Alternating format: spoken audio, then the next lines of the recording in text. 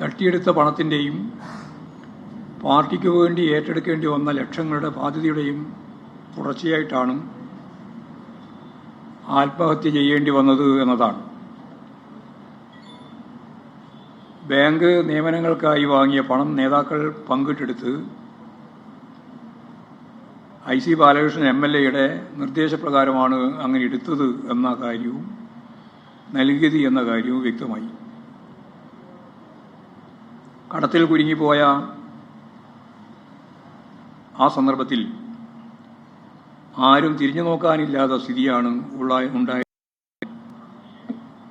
അതിൽ വ്യക്തമാക്കി നേതാക്കൾ വാങ്ങിയ കോഴക്ക് സ്ഥലവും ചെക്കും ഇദ്ദേഹത്തിന് ഈട് നൽകേണ്ടി വന്നു. പാർട്ടി തലയിൽ കെട്ടിവെച്ച 32 ലക്ഷത്തിന്റെ ബാധ്യത തീർക്കാനെടുത്ത വായ്പ അത് 65 ലക്ഷത്തിലധികമായി ഉയർന്നു. ഇതിനെ തുടർന്നാണ് ഇദ്ദേഹം ആത്മഹത്യയിലേക്ക് എത്തിയത്. ഈ കത്ത് പുറത്തു വന്ന സാഹചര്യത്തിൽ IC ബാലകൃഷ്ണൻ MLA സ്ഥാനം രാജിവെക്കാൻ തയ്യാറാവണം. ഈ സംബന്ധിച്ച് UDF-ന്റെ നിലപാട് വ്യക്തമാക്കേണ്ടതുണ്ട്. UDF-ന്റെ നേതാവ് എന്ന് പറയുമ്പോൾ പ്രത്യേകിച്ച് കോൺഗ്രസിന്റെ സംസ്ഥാന പ്രസിഡന്റ്, പ്രതിപക്ഷ നേതാവ്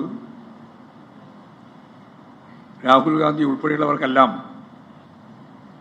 കത്ത് നൽകിയിരുന്നുവെന്നും സുധാകരന് കത്ത് കിട്ടിയിരുന്നുവെന്നും, പക്ഷെ ഞാനത് വായിച്ചില്ല എന്നുമാണ് അദ്ദേഹത്തിന്റെ പ്രതികരണം. ഏതെങ്കിലും CPIM-ന്റെ പ്രവർത്തകനോ അനുഭാവി തന്നെയോ ആണെങ്കിൽ പോലും എന്തായിരിക്കുമായിരുന്നു മാധ്യമങ്ങളുടെ പ്രചരണം? എത്ര ദിവസത്തെ അന്തിച്ചർച്ച അതിൻ്റെ ഭാഗമായിട്ട് നടക്കുമായിരുന്നു? പക്ഷേ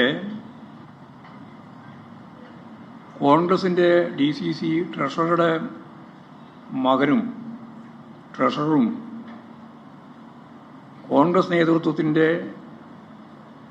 അഴിമതിയുമായിട്ട് ബന്ധപ്പെട്ട പ്രശ്നത്തിൽ ആത്മഹത്യ ചെയ്തപ്പോൾ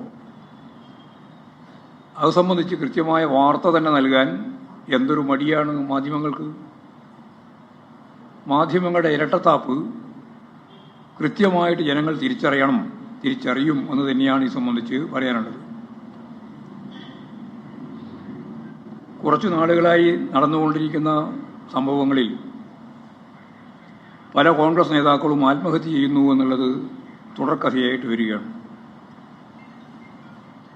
കോൺഗ്രസ് നേതാക്കളുടെ ഇടപെടലിന്റെ ഫലമായി അങ്കമാലി അർബൻ സഹകരണ സംഘം പ്രസിഡന്റും കോൺഗ്രസ് നേതാവുമായിരുന്ന PT പോളിനെ മരിച്ച നിലയിൽ ആലുവയിലെ ഹോട്ടലിൽ നിന്ന് കണ്ടെത്തുകയുണ്ടായി.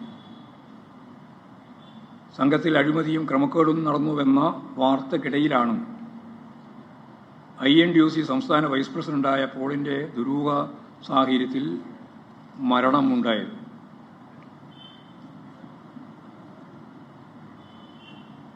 ഇതുപോലുള്ള നിരവധി സംഭവങ്ങൾ കേരളത്തിൻ്റെ വിവിധ മേഖലകളിൽ സഹകരണ പ്രസ്ഥാനങ്ങളുമായി ബന്ധപ്പെട്ട്, അഴിമതിയുമായിട്ട് ബന്ധപ്പെട്ട് കോൺഗ്രസിൻ്റെ പല വക്താക്കളും ആത്മഹത്യയിലേക്ക് നീങ്ങി.